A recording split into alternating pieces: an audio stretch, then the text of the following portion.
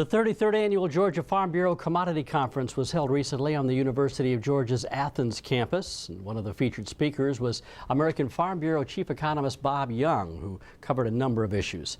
I had a chance to sit down with him and ask about everything from the effects the U.S. credit downgrade will have on agriculture to what the 2012 Farm Bill will look like.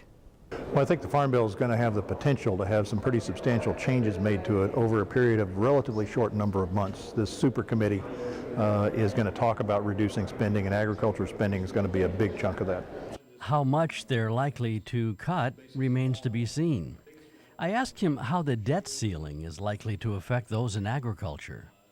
Well, I think the debt ceiling will obviously debate, and then this commission that's been put together out of it we'll talk about cuts in programs across the board, and agriculture is just going to have to be one of those, or will be one of those, whether we want to be or not.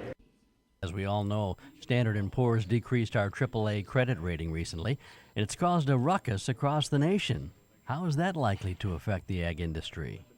This is a change in credit rating unlike any other change in credit rating before. When you change a national credit rating, and when you're changing the national credit rating of basically the largest economy on the planet, it just has bump-on effects that I don't think any of us really know yet. We've already downgraded any number of government-sponsored enterprises.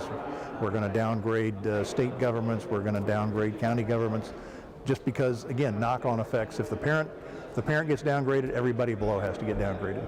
Under the circumstances with producer loans, are farmers going to be able to borrow as they have in the past?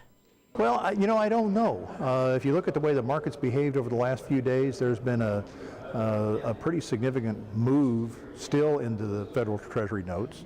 There's also been a pretty, Farm Credit has not had problems hanging on to money and getting more money. In fact, there have actually been some reductions in their basis levels that they have to pay.